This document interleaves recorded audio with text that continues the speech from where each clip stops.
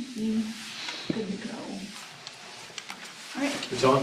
Yep. It's good? Thank you. Hey, good evening, everyone.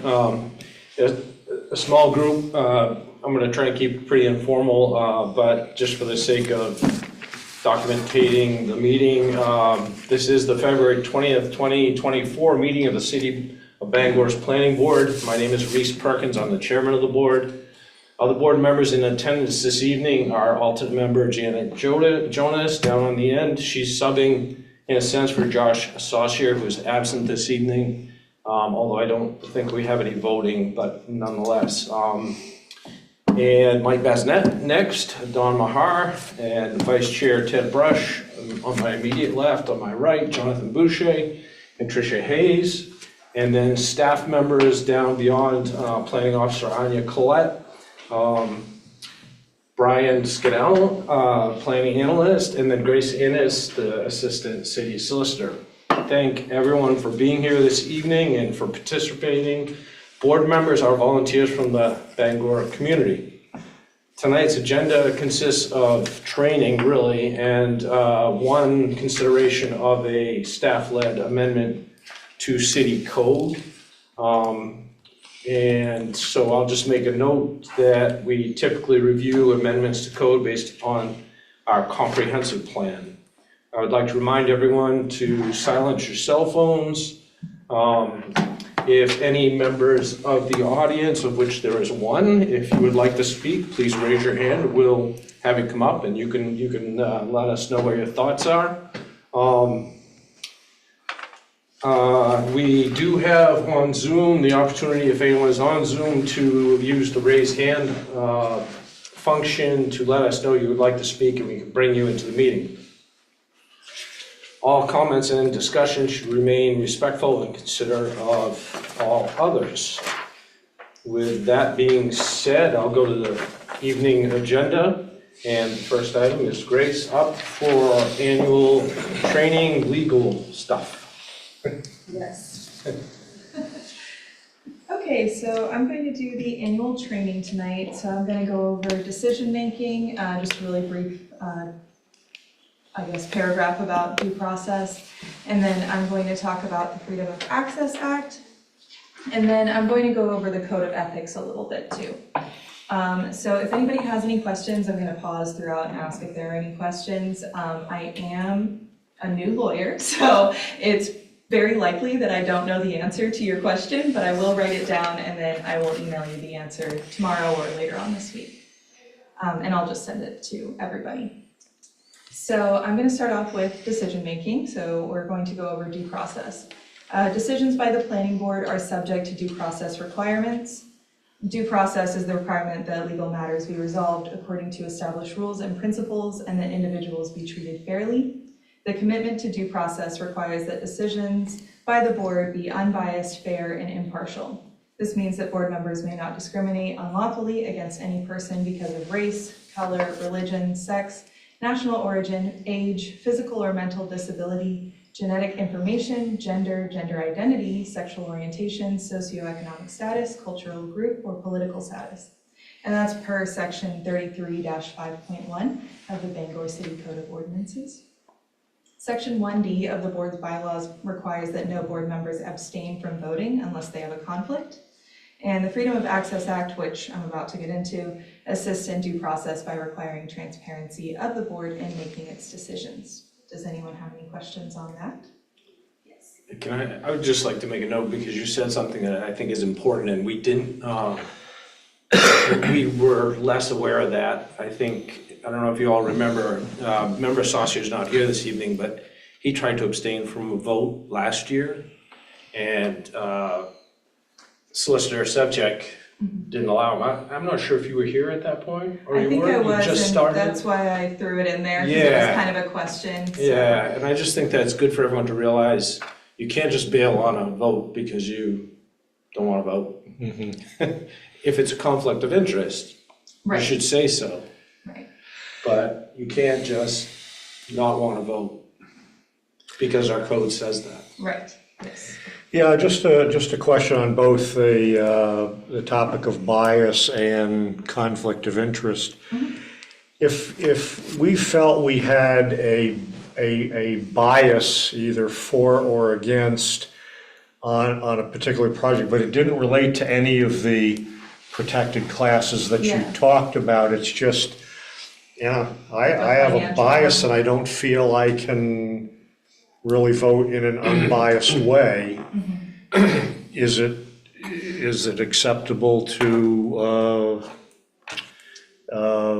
abstain, explain that and then say therefore I would like to abstain, or is that, sorry, no can do? Well, it kind of depends. If you're talking about a conflict of interest, which I'll talk about a little bit later, because we have like a Yes. definition of it, yeah. then yes, you would be able to abstain because the whole board would have conflicted you Sure, out. But yeah. if it was just something that was kind of a bias, then I don't know. Yeah. That kind of falls in a gray area because Yeah. your bylaws do say that no board members can abstain. Yeah, so. sure. I suppose one, if they felt they had a bias, but it, again, it wasn't against a protected class, it was just, I have a bias on this topic for whatever reason. I guess we could bring it up and the board could grant the ability to abstain, Or not. or not, yeah. So, Yeah. sorry, Yeah, try to suppress your bias and just participate, Mr. Maher. Which is also another point, right? Yes. We're really not supposed to be voting based upon our feelings. right. Right. You're supposed to be using due process, right? You're Yes. supposed to be considering the facts that are in front of you Understood. and voting on that. Yep. All right, so I will move on to the Freedom of Access Act. So that's what we call FOA. It's a state statute that was passed by the Maine legislature, and its purpose is that the actions of public bodies be taken openly and that records of its actions be open to public inspections.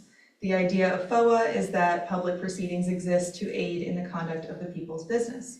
So there are two prongs to FOA. So there's records and then there's public proceedings. So records is any record that is in possession of the city of Bangor or any public official, so that's you guys, involving the business of the city is considered public unless a statutory exception applies. There's a lot of statutory exceptions and they're all over the place. So it's safe to assume that any documents or communications created or received by a board member involving the business of the board is a public record. Written communications include texts, emails, social media posts, or messaging systems, or any other electronic communication regarding city business.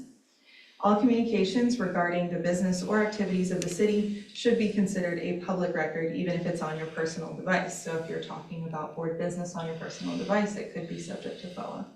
It's recommended that you create a new email address where you receive all of your board communications. Don't delete any communications, documents, or notes taken during board meetings because they might be subject of a FOA request at any time. And finally, you should be aware that the city may request to view your electronic communications involving any business of the board. Does anyone have questions about the records? Yes. Is there a statute of limitations on that? So there As far are. as deleting items? Yeah, so there are, it ranges though, it ranges between 30 days and 7 years. So it really depends on the communication, but yeah, so that's why we just kind of say, create a different email address so that everything can go in there and you can just kind of hold on to that stuff. Yes. Just a little anecdote for the other board members. I used to keep notes on my phone, on my notes app on my phone when an idea about a project came to mind. And if I didn't put it somewhere, I was going to forget it and not be able to recall it. And we had a FOIA request, and I talked to the city solicitor, and he said, you've got to assemble all that and submit it. And it was quite a process. I had to go, all the way back and pick them all out and, cut and paste them and put them into a document and send them into City Hall. And I just basically said, don't do that anymore. It's just, Yeah. I have another question. Members of So- comments, yeah. My previous planning board position in another state, we actually had locality emails set up for us so that we could use that for. Is that something that we could potentially do here? I'm not sure, actually. I know that, the city council has like at bangormaine.gov emails, and then some positions in the city do. But as far as I know, you guys don't have that, but you could create one, like with your name, Bangor, Maine @Gmail or something like that. But, I can see, if there's somebody that I can talk to and see if that could be something that we could set up. I really liked that because I was able to keep my Right. planning commission, they called it there, correspondence completely separate. And that's the email that went out to the public as opposed to my personal one, which is a mess because it's Gmail. Yeah. So, Yeah. Yeah, definitely. So I can talk to the powers that be and see if we can. Thank you. Organize that. I don't know if anybody else would want that. I just know that I liked that way of managing Well, things. either way, right, is Right. if you just create another email, you'd still be able to do it. Yeah. Which, I'm embarrassed to say I've never done that, and I've heard this training over and over, they always recommend that, and I've never done it, but I get it. Because we have had, Well, 2 or 3 Freedom of Information requests this year, you all that were here last year know that, because you've been asked. And it can get Yeah. to be a And if headache, it's on your personal device, then you Yeah. can pull in anything else. it opens up that might- yeah. everything, yeah. well, and the Yeah. other nice thing about having a city email is that the city IT folks can probably also access it to Yes. fulfill those requests Yep. rather than us having to compile everything into multiple Yeah. documents. Another question I had, and I think I had asked the city solicitor about this as well when that request came in. I had correspondence from city staff that I received, but it's going to be originating from the city staff or things that I sent to them that they had at their end. And I was just curious, if they're identifying it at their end, do I have to identify it as well when it's the identical thing? It's just in 2 different places. And I think the answer was no, it just needs to be identified. Yeah. Yeah, that would be You the don't need to answer that I do would give to, duplicate, yeah. Processes. If it's one time, it's adequate. Right, exactly. As long as we have everything As long that as you have might have it. mentioned it, then we're good, I would Okay, imagine. very good. What I've done in the past is responded with an email that just says, all board members received, XYZ. these things with regard to that project. Yes. What I'm trying to do by sending that back is avoid you all from having to send 7 copies of the same thing back in. There's no sense of that, in my mind. Yeah, I remember that you did that, Yeah, yes, and that kind I will- of covered I usually, I everybody. think, try and copy you all, Yes, because it's just a waste of everyone's time and energy to be doubling up on all Yeah, that stuff. And then if there's something that you have that no one else has, you've got a responsibility to get that in. sure. Definitely. Yep. All right, well, moving on. So the public proceedings prong is what we're going to talk about next. So board hearings are public proceedings, and we are in one right now. As such, they must be advertised and open to the public. So planning staff takes care of the advertising. Under section 5 of board bylaws, ex parte contacts between board members and the applicant are not permitted, with certain specific exceptions for the chair regarding procedural matters or with regard to pre-hearing rules. So you may not discuss meeting matters with the applicant outside of the meeting or conduct site visits without public notice and convening the board. Board members may not discuss board matters with each other outside of board meetings either. Section 9 of the board bylaws state that meetings are open to the public under FOA except for executive sessions. So executive sessions close the public proceeding only for certain statutory reasons. So these are like if you need to consult with an attorney regarding the legal rights and duties of the board, or if there's discussion of information that's included in confidential records. So I think there's like 6 or 7 different matters, but that would be something that you would consult me about. However, executive sessions may not be used to defeat the purpose of FOA. So executive sessions may be called only by a public recorded roll call vote of 3/5 of the board members present and voting, which is a little odd because I think we have like 7 members, so. A motion to enter executive session must indicate the statutory basis and precise nature of the business of the executive session. No other matters may be considered in the executive session, and no official actions may be finally approved in executive session. Members of the boards should avoid discussion of substantive matters verbally outside of a board meeting and by email, text, or social media. Does anybody have any more questions about FOA or public proceedings? I do. If it's business before the board, I understand that. After the board has voted, is that still the case? You mean like you can't discuss outside, Yeah, after the can we board has not voted? discuss items outside of it after we've voted and ruled on it? Right, so I did talk about this a little bit with Dave because we got a question similar to that, and we kind of just came to the conclusion that once the appeals period has run, then you can discuss outside, but before then, don't discuss with each other outside. So pretty much don't, because the appeals process can be lengthy. Yeah, for a while, I don't remember how long exactly, but I can look into that and see, but yeah, until the appeals process or the appeals period has run, then you can talk about it after that.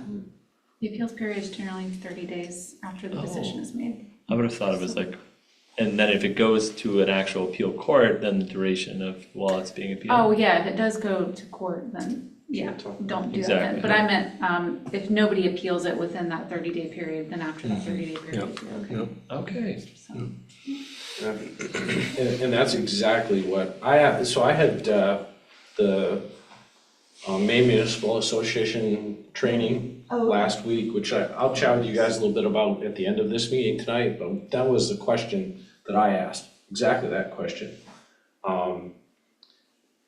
In part because I had been invited to the February 14th Lancaster Street opening of that house that they had. I don't know if you guys heard about that or not. For the veteran? And I didn't know whether I should go or not, so I just asked the question. And they said exactly that. If there's any chance of appeals happening, you shouldn't be talking about it outside of a regular meeting. Yeah.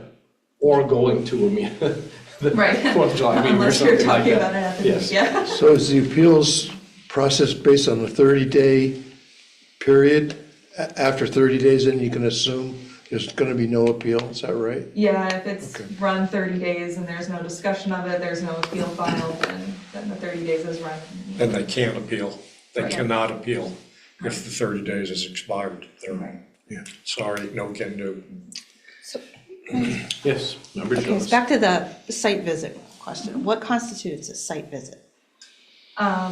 I can't give you a specific definition, but I would imagine it's something like what Reese was saying, you're going to the site to look at it or to, convening a few members of the board, going to look at the site, that kind of thing would be. More than one so I guess my question specifically is because I'm a relatively, I'm a returning resident of Bangor. I was away Yeah. for 30 years.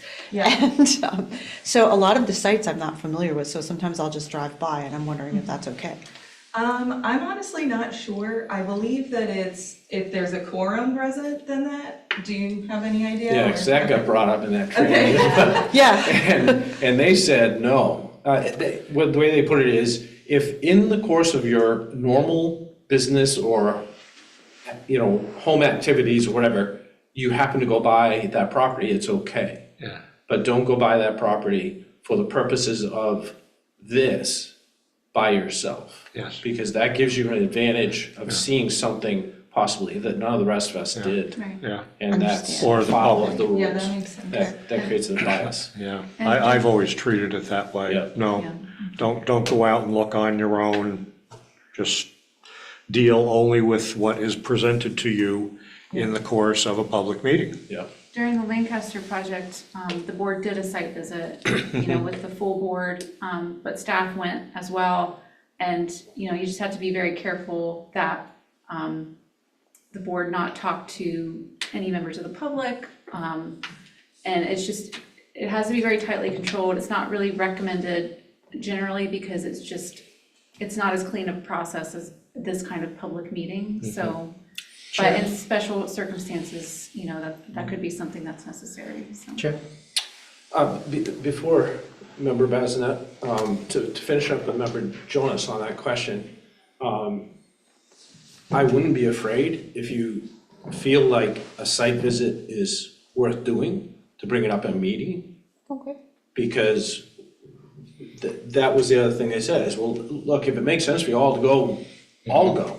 Yeah. Just decide you're gonna do it as a planning board and go to the site. But you have to vote on it. It has to be brought up in a meeting, it has to be voted on, we have to coordinate it, as Anya states. Member Basnet? Thank you. During the course of a few events in the last 12 months, let's say, we've had members of the public come up and say, I'd like you to come talk to me about this. Nobody will come talk to me about this, or what have you. I think it would be appropriate for the chair at that time to say, we can't do that, but I've never heard us say in a public forum, there are things that we can do and there are things that we cannot do. And I think it's important to put our position out there, especially when the public is thinking that they're not getting the attention that they're asking for, but they don't know that we cannot do those We things. can't talk about it, yeah. I think one of the comments was, come sit on my patio and look at this and this, Yeah, and observe this and this. yeah. But we never said we can't do that. So they just think it's a one-sided conversation where we're not answering. Well, and we might in response have to say, well, we can only do it, in the course of a public meeting if Yeah. we decide to go out there. And guess what? The project that you're opposing is gonna come along with us to your patio. I just think it appropriate it wouldn't be one of us to say it, it would be Yeah. the chairman to say, Yeah, here are the rules involving that, we cannot do that. yeah. Yeah, On an I'm individual good with basis. that. Sorry, we're taking up your No, time too, no, by the that's way. okay. I generally tend, if I get that sort of request to me, I will typically ask them to contact staff. Because they can talk to them. Yeah, They get frustrated sometimes with that because staff is busy and whether it's Anya or somebody else, and they can't always give them the answer they want. Sometimes people just want an answer that they think is their right answer. But I do agree that saying that we can't just go walk out to look at a problem that they have, whether it's, lack of water pressure or whatever, it wouldn't hurt to say that at a meeting, just to remind people that we can't just do that. it's not our position to do Right. that. We Yeah, can't. well, we're prohibited It's a from good doing it. idea. Yeah, thanks, Mike. Yeah, on the other hand, we have had a site visit, but I've been on the board for 3 years and we've only had one. So it can happen, but it's rare. very rare. Yeah, sure. All right, well, I am going to go ahead and move on to the code of ethics. So first, I just kind of did a broad overview because there are a lot of things within that. So I pulled the things that I thought would be most applicable to the planning board. So first, I'm going to discuss conflicts of interest. Board members are not permitted to participate in the deliberation or vote or otherwise take any part in the decision-making process on any agenda item before their collective body in which they or a member of their immediate family has a financial or special interest other than an interest held by the public generally. Any board member who believes that they have a conflict must disclose the conflict to the board by the beginning of the board meeting. When in doubt, it's always best to err on the side of disclosure. Once a conflict is disclosed, the board shall vote based on the facts before them, whether the individual has a financial or special interest with respect to the agenda item concerned. Board members should attempt to avoid the appearance of conflict of interest by disclosure or by abstention. Once the board has decided that a member has a conflict, the member should leave the meeting room and not return to their seat at the dais until the matter on the agenda is completed and voted on by the board. Per section 33-14 of the Bangor Code of Ethics, members of the board may not occupy any other office in any other governmental entity where the duties of the other governmental office are incompatible with the proper discharge of their official duties within the city. Does anyone have any questions on that? Okay. So now I'm going to briefly discuss gifts. Board members may not accept gifts, favors, or other things of value in return for a decision the board is making, per section 33-8 of the Bangor Code of Ethics. However, if a family member is giving you a gift, favor, or thing of value, you may accept it because you won't be part of that decision-making process. Any questions on that? Confidential information. Board members shall not disclose confidential information concerning the property, government, or affairs of the city, or use information to advance their financial, special, or personal interests at the financial, special, or personal interest of others per section 33-7 of the Bangor Code of Ethics. Confidential information means information oral or written that is available to board members only because of their position within the city and is not a matter of public record. I don't imagine there will be a lot of that going on, but if you're here and you walk by a door and you hear something that you assume is probably confidential, then don't disclose it. And then finally, I wanted to just briefly discuss social media because that's kind of a big thing right now. Board members should not be perceived as representing the city in their social media posts. They should either disclose on their social media page or in their posts that they're acting in their personal, private capacity and not as a representative of the city. Board members should avoid posting about their views on the city and should be careful about discourse on social media. So I did print out these. It's just one page. If you want to take one and pass it down. Of course, I can't And it read has some language in it that you can put into your social media bio or whatever that states that you are a member of the board and that your views are yours alone and not the views of the city.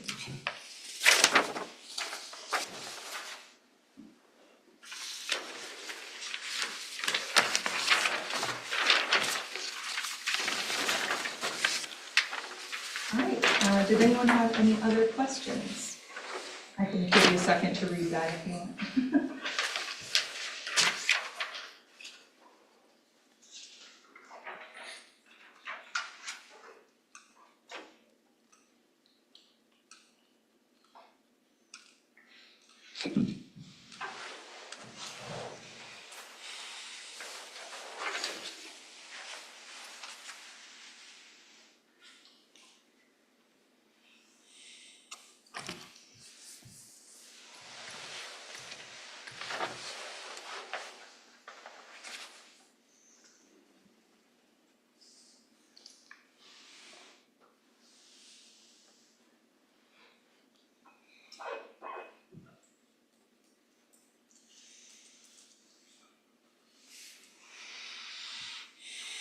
All right, well, thank you all so much.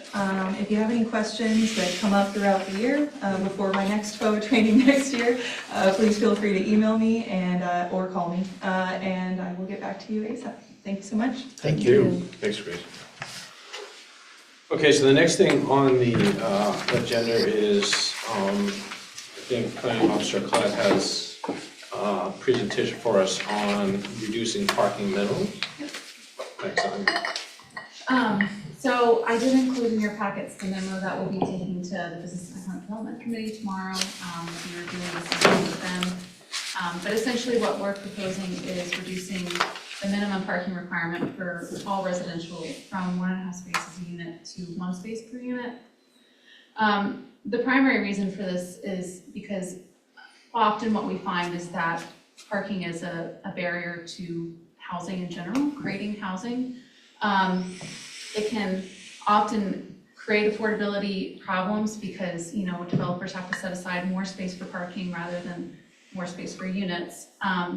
And a lot of times we get requests from people, and especially the urban core where they have small lots and they might just be wanting to add, 1 additional unit or 2 additional units, but they don't have enough space to add that 1.5 to 3 spaces for parking. And often it's not really necessary because you're in a walkable, bikeable place that you're close to transit. And also a lot of the feedback that we're getting, particularly in recent years, is that a lot of developers say that their clients don't need that much parking.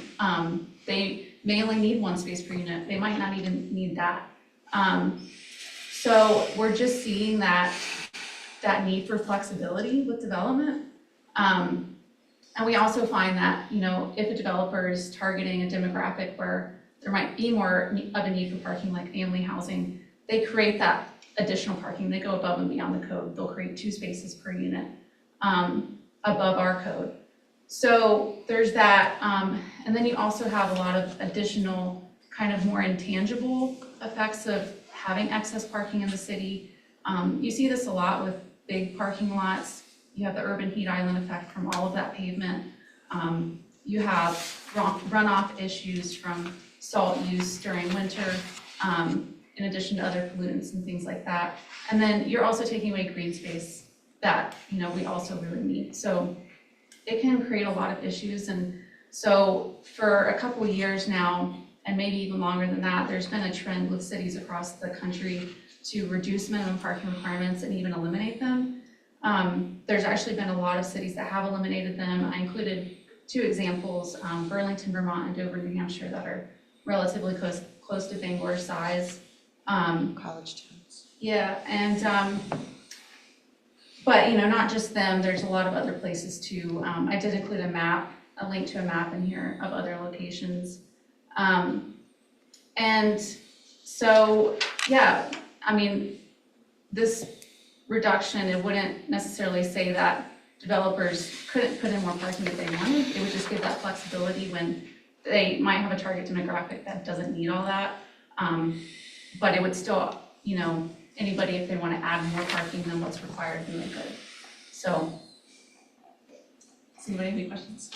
What happens in the case of, we know they should be adding parking to a situation, but they decide due to costs that they don't have to, so they don't? What if we enact this, So we can add language in the code that would give the planning board power to require more. So on a then- case by case? On a case-by-case basis. Okay. Anya, is the concept of a target demographic anywhere in the land development code? What do you mean by that? Well, you mentioned as a reason, as a justification for changing the code is that target demographics don't call for it.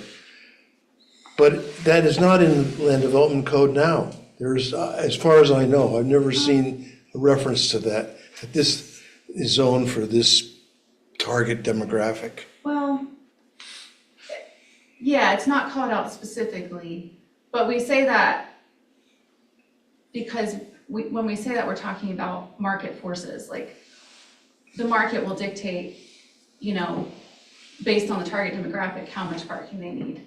And there are, you know, we do have special exceptions in the code for different types of housing, like government subsidized housing has lower parking minimums because that target demographic traditionally doesn't have a lot of cars. So we kind of do touch on demographics a little bit already with some of the special exceptions we have, but yeah, the actual language isn't said in there. I don't know if that answers your question.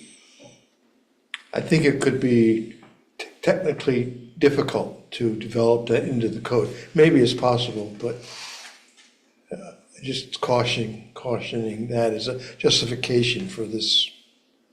Well, when I say target demographic, I'm just saying that because I'm trying to say developers would have the ability based on the demographic that they're catering to, they would have the ability to determine how much parking they need. They would take that into account when they come forward with a site plan. That's what I mean. Member Maher, you had a question? Well, just to follow up on my planning board member here, fellow, and you would suggest that if, you know, the circumstances to the planning board seem to indicate that a particular development, you know, its unique situation and where it's located should have to have parking in excess of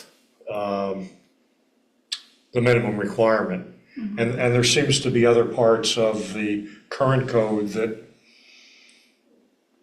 provide for the ability to make that requirement. You know, I think more of an opinion that going into the process, I think the developer has the right to know what they need to do to get approval for their project. And not have things just get piled on because it just seems like, you know, the right thing to do. I'm not expressing myself terribly well, but, So if you're not specific regarding use or locale, right, then you would, is that where you would run into an issue where a developer could take advantage of it and say, hey, I could get out of this for X amount as opposed to following today's statute at 1.5. yeah. I see a cost savings issue here. I'm gonna take advantage of that because the code allows me to. Yeah. Well, I think what I'm saying is, for any particular use, that you go to the code and it says this is the minimum parking requirement. But then there seems to be, well, and you would suggest this, if the planning board decides that that minimum for this use in this zone is not adequate, planning board can increase it. Well, is there then really a minimum standard that if the developer meets, they're gonna get approval on that requirement? Yeah, you would be introducing uncertainty for developers, which Sure. could have impacts, so. Yeah, If I may, I think we're sort of obliged, like almost anything else, we wouldn't just be able to decide that, I think we would have to have a reason behind that. It's hard for me to imagine there would be just, an open box Right. in the code where we could fill in whatever number we wanted. I would think if it says 1 is what we're allowing, and then the project comes before the planning board, and we want 2, we would have to have justification for that. We couldn't just, sure, if you said 2 and had no reason behind it, I would vote against it. okay. Well, I guess I'm not, I'm trying to avoid setting up, and again, there was Yeah, wishy-washy stuff. there was another section, and I can identify it if I go back and look at the code, which seemed, and people from the audience were putting to that and saying, well, this gives the planning board the authority to go beyond, and there was a number of specific requirements. Even though the developer is meeting these requirements in the code, you, the planning board, has to require them to go farther. And I really had a problem with that, because, then there really are no standards. It's only what somebody come up with, and, it can, at some point, be so burdensome that the development can't be done. And it So- could be hard to prove whether someone needs additional parking because, you have no way of knowing whether they'll use public transit or bike or walk where they need to go. And, there are per generation, we Yeah. see a trend of people not wanting their own cars much, Sure. sharing cars, Yeah. not even wanting to get a license. And so it's hard to account for Sure. personal preference and things like that, so. And what I'm recalling, the project is the developer was proposing to exceed the minimum parking requirements. And, the reaction, mainly from the audience, was, well, that's still not enough. And I think we had some struggle with that particular topic. And I kind of said, hey, if it meets the minimum requirement in the code, and, I referred to it as a binary decision. It's either yes or no. It's not maybe, but. Yep. Thank you. Any other comments, questions? I think I would say something. It sounds like you're saying that the market, like the tenant would not choose a rental if there was a parking concern and that they knew about going into it. For instance, if they knew that they were a family of 2 or 3 cars, it wouldn't be, and if there's only one space that's being allotted to them, that would itself be a self-selecting way that it would tend not to go towards that. The fear I think that we're all thinking about is what happens to street parking, on street parking. Especially in some of the narrower areas, I'm thinking of like the tree streets or I'm just spitballing different areas where it might be a tricky deal. And there's nothing, there's no control that we would be able to exhibit there. So we would just have to accept that as a potential risk. Well, we do still technically have rules around on-street parking, but that is something that we're talking about at a staff level, is if we can be more flexible with that. But again, it's just a staff level just to see, you know, what are the benefits and impacts of that. But again, you know, we're not going down to 0 spaces, it's still 1. You know, so the thought is in places like the urban core where you do have those narrower streets, there is also more of an ability to walk, bike, and take public transit, so they hopefully wouldn't need a car. So, yeah, I mean, things could balance out, but it's something to think about, so. If it ever did present itself as a problem, it would be sort of obvious, I think, and then there's the option to go back to 1.5 if that was something that was deemed as required, I would assume. But then those existing properties would be, I'll say grandfathered, and I presume at their current allotment. Just trying to think of down the road, if it turns out that it wasn't the right path, if it changes, that would be how it would get reverted. Yeah, it would go through the same exact process Yeah. if we wanted to go back to more, so. You should get right the first time. I emailed, did you see the article, the NPR article? No, I don't think so. I did. You did, Brian did, so it got out there, okay, thank you, Brian. So, you all received an email that your packets were coming this week, and I responded to that email, and I attached a link which will take you to an NPR article, and I just recommend you all read it. It just happened to come at the same time as this was coming on our agenda. The article is about housing, it's not specifically about parking, but they talk in length about parking in Minneapolis, Minnesota. And they went down to 0 in Minneapolis, which is a much bigger city than we are, obviously. With much more robust public transportation. Yes, and the statistics show, now Minneapolis did this in 2017, so they've had 6 or 7 years to experience this. And what they have found is that whereas the cost of rental units in the country as a whole has gone up something like 14% in that time period, in Minneapolis it has only gone up 1%. And they believe that that is in great part because of this change that they made to the parking restriction reduction down to 0. And it didn't do what people thought it was going to do there. I'm not saying it won't here, but there it didn't.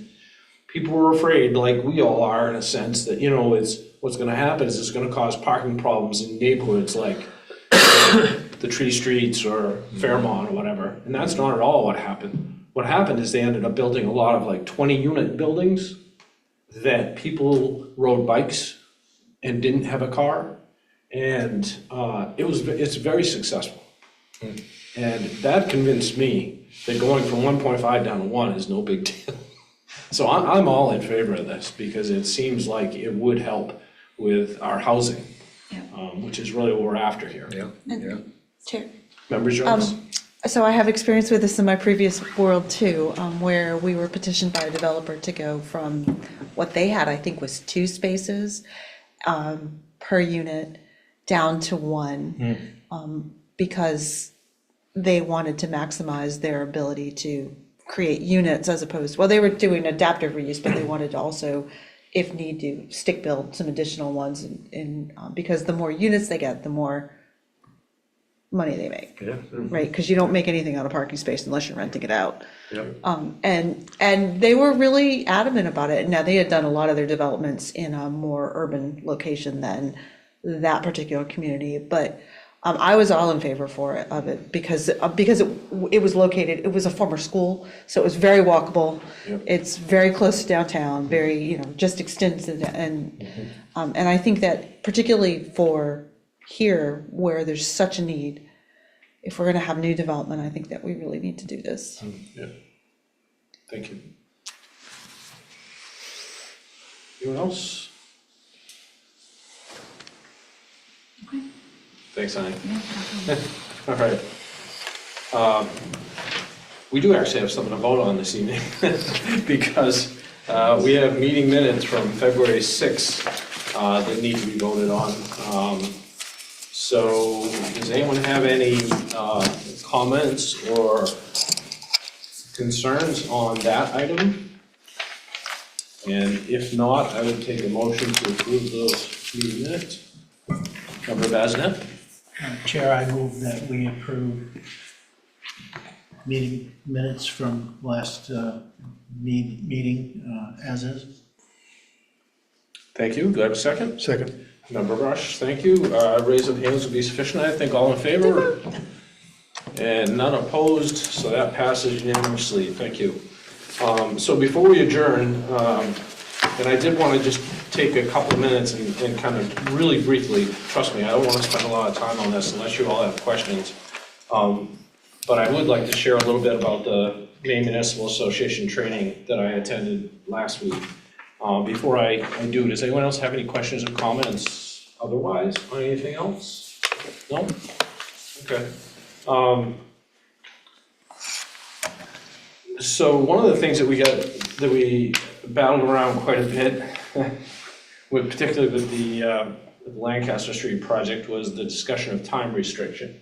And that got brought up in this training, and it is very commonly accepted that some sort of time restriction, and there's a couple of different ways that time restriction is used when talking about this. One is the total time of the meeting, and the example is there are some towns and cities that say we're not going to go past 10 o'clock at night.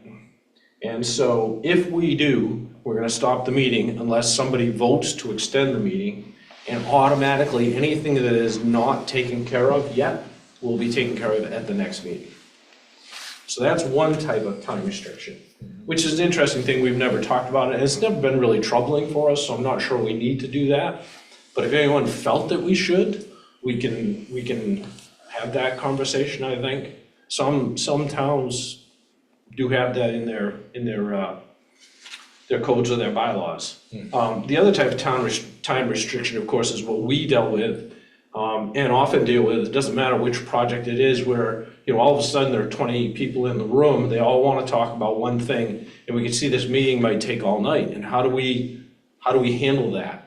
And it was clearly common practice that there be some restriction, and it's not, everyone does it their own way, but there be some restriction. One of the ways that one town does it is they ask everyone who is, say, an opponent of a project to get together and choose a spokesperson. And they have one person speak for all of them, and then you don't have 9 people come up and say the same thing over and over and over, which we often have. So that's an option. And I think we've tried that a little bit occasionally. But then other towns do just like we do, and 3 minutes is a common restriction. So I just wanted to bring that up because I thought, yes, Member Brush. And we also limited one comment per person to an extent. Wasn't severely adhered to, but we tried to do that rather than, because people wanted to have They want to keep coming up. repeat performances. Yeah. Right. And we tried to limit that. Yes, Yeah. yes. Yeah, I mean, my personal feeling is if we're restricting people to 3 minutes, they get 1 3 minutes. They don't That's get right. 3 minutes and then 3 minutes, 5 minutes later. Yeah. You know, we've seen that just taken advantage of, and that's frustrating. Chair, can members of the public give their allotted time, their 3 minutes to someone? Let's say a presentation needs to be made, and a presentation in a reasonable amount of time probably cannot be done in 3 minutes. Right. Right? So they say, they get together as a group and say, I want to trade my time to our spokesperson to do a presentation. I think that's reasonable, I do too. yeah. I do too. We did not I think- allow that in. No, it wasn't really organized quite. Right, I mean, I think that takes some organization on the part of the members of the public. it does, And so, yes, but we didn't put that out, no, and I think, that may be a thing that we can do in the future. Right. Yeah, and I think if we're gonna do it, it would be nice to do it and let them know we're gonna do it ahead of time. right, And that would be kind of like, in my mind, the same thing as having 9 people have 1 person speak for them. I think that what they do it in Congress, don't they? They'll yield their time to the person I think speaking, so. you know, I think so, yeah. Yep, but you could have 10 people say, I'm going to give my 3 minutes to someone, and now someone's here for 30 minutes doing a presentation. Well, if Or it's, saying if the it's same thing. one person giving, you know, and then again, the chair could say, presentations are limited to a reasonable expectation of time, you know, there's some back and forth there, there's some reasonableness to Yeah, that. it should not be open-ended, I don't think. But I mean, an hour, no. 30 minutes? Well, what's the material? Mm-hmm. Okay? 15 minutes, 20 minutes? Yep. That's probably reasonable. Yep. But 3 minutes? Yep. You can't get past the cover sheet, right? I mean, Right. Yeah, thank you, Mike. Speech. You know, that, this issue's more likely to occur with the contentious development. Certainly. And those kinds of developments often have more than one meeting. So it would give us the opportunity to organize it ahead of time. So in the next meeting, you will have the opportunity to, say, share your presentation times, for example. Yes. Yeah, and I would encourage that. I mean, you know, I don't want to be the guy up here that's, you know, being the jerk, really. I'm happy to entertain anything. I just want it to be manageable, where it's not something that can be taken advantage of. And as long as we can do that, I'm happy to come up with any creative ideas that would make that work. And that's my point. I think that's what we're seeing these other towns are doing. They're all doing various things to try and, you know, control and work with the same problems we have. So, we were given in this training a set of code bylaws. I guess it was code. It wasn't really bylaws, but it was similar to our bylaws from the town of Falmouth. And they weren't new, but they didn't say they were outdated. And one of the things I noticed is that, and this, I've always struggled with this, when we vote for the chair and the vice chair, we do it by open ballot. And I know this created a little bit of struggle with the city council, because that's how they have done the same sort of thing. And the city of the town of Falmouth does it by secret ballot. What they do, and they've always done it this way as far as I can tell, is they nominate publicly. So you nominate whoever you felt should be. And so you could have 1 nomination, or you could have 3 nominations, it doesn't matter. And then you would, and I imagine how this would happen is we would ask like our planning officer to, you know, pass out similar pieces of paper, and we would all vote on those pieces of paper. She would collect them and put them together and say whoever the person was that got the most votes. And that way it would be secret. And I mean, I'm the chair. You know, I'm only bringing this up because I don't want anyone uncomfortable with whoever they're voting for. And if we're voting in secret, that way, I don't know, it's even hard to call it secret, but it seems to me that way, there's no, you know, feeling of being pushed in a certain direction, you know, with voting for somebody. And I never want that to be the case. Someone feels like that they were, you know, sort of encouraged to vote a certain way. So I would suggest that that's how we do it next year. And maybe if anyone has any comment on that, I think we can talk about it later, we can talk about it tonight. I would suggest if we're gonna do it, that we probably put it in our bylaws that way, so it's a change that we say we're gonna do, and we do it that way every year. Yeah. I thought that was a good idea. I did have just a general note that I think there are some other bylaw changes and updates that we could do, which Anya and I have spoken about in the past, and we haven't really got to it, but I think we will. And I think it's a matter of time and finding time, and I will work with her on that. And yes, Member Brush? I assume the bylaws include a chapter or section on amending the bylaws. So do we have guidelines on how do we amend the bylaws? I'll have to read that. I don't know that that's in there. I'm not sure that is in there. Yeah, I'll have to look, research that. Yeah, yeah. Another thing that I am not sure is in there, this is one of those things that got brought up in this training, is we should have in our bylaws or in our ordinances, a way to revisit a decision. Most towns have a process. If for some reason it is felt after a decision was made that the decision was wrong, or that the information that was provided was not factual or something, so that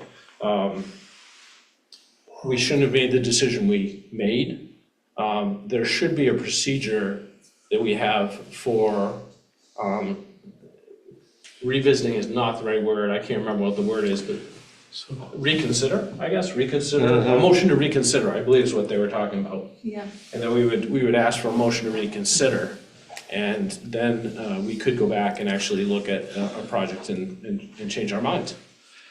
I think I vaguely recall I've been involved with an organization in which had that provision, but the person making the motion to reconsider, I think, had to have been in the majority on the vote that was taken that they want to reconsider.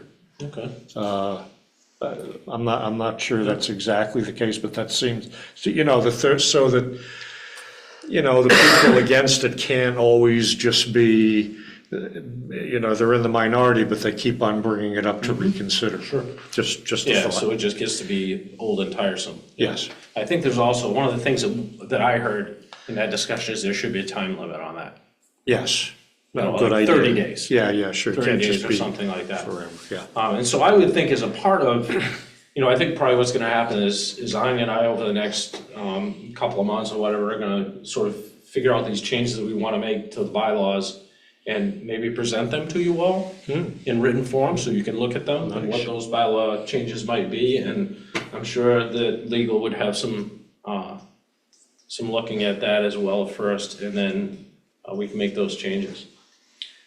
Another thing I learned, and I guess this is the last thing I'm gonna bring up right away here, is, and Grace, please correct me if I'm wrong, but it seems that we've been using these two terms a little bit incorrectly. The term public hearing is different than the term public comment. And so during our meetings, if we have something that we are going to review publicly, which is most of our code changes and our land development applications, that when we start the review, when we open the review of that item, that's when the public hearing starts on that item. That's not public comment. Later on in that process, after we've heard from the applicant and we've had board discussion, and then we have an opportunity, I will say, is there public comment? And I know in our meeting minutes, we even mix those two terms up, and we'll sometimes say, you know, Chair Perkins opened up the meeting for public hearing. It's not, it's open up the meeting for public comment. And then I close the public comment. And I just wanna bring that up because I know we're misusing those two terms, and you agree? Yeah, they're used very interchangeably. I was really confused for a while. I was Yeah. like, which is which? But yeah, I think that, They were clear, we're not supposed to be used interchangeably like that. There is a difference between a hearing, a public hearing, and a period of public comment. And so I just want you all to be aware, because I'm gonna try and do better, and we'll try and just make sure that's something that we don't do. Good point. Yeah. I think that's mostly it. There were a lot of other kind of things, but I think they're mostly things that have to do with the bylaws that I can just put in there, we can talk about when we get to changing the bylaws.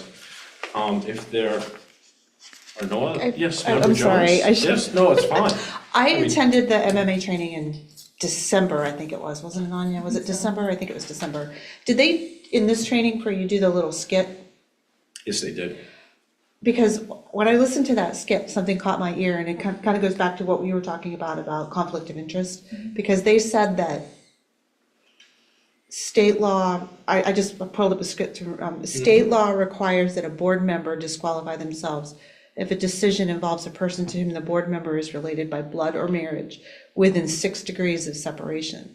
And I've learned this month during my senior college literature class that I think the degree of separation in Maine is 2, pretty much across the board. Maybe not relationship by blood or marriage, but when you define conflict of interest, it's more of a financial or special relationship. So, but you only, so I just wanted to see if that, I mean, 6 degrees seems pretty, yeah, I haven't heard that one before, but I can That sounds look pretty further. remote. that's pretty remote, yeah. Yeah. Yeah, I that is will- super remote. Does that mean like distant cousins? You're not saying like the cousin of a cousin of a cousin, you're saying your cousin. I'm reading from the script, I don't know what they meant, Yeah. but. Yeah. I will say, that did come up with regard to the town of Falmouth, their procedures.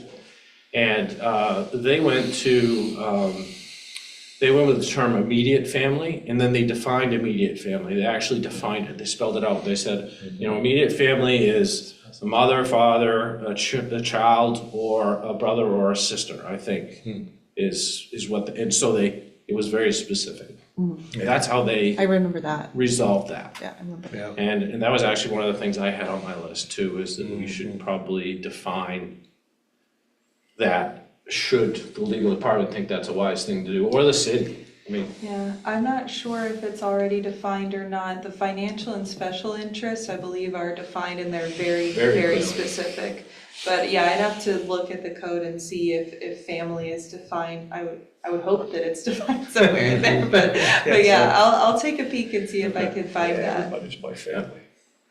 Oh, 6 degrees, no, I mean, in this class that I took, I found out that I'm only 2 degrees of separation from 3 of the authors Yeah. that we're reading, so, and it's through my folks, but yeah, Yeah. not by relationship, like just knowing them, though, it's a little different, but. yeah, I would certainly encourage anyone who hasn't been to that training for a while, it doesn't cost you anything. It is 3.5 hours, which I was nervous. I thought that was gonna be long. It was long.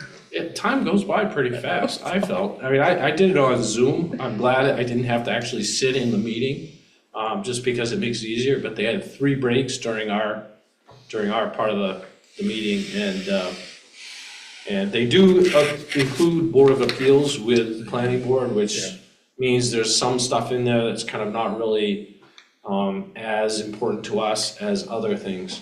But you're gonna learn from it. There's good stuff in there, and everyone's gonna get something out of it. So I'd certainly recommend it if you get the chance to be able to take that training. Anyone else? If there isn't anything else, this meeting is adjourned. Thank you, everybody. Good night. Thank you.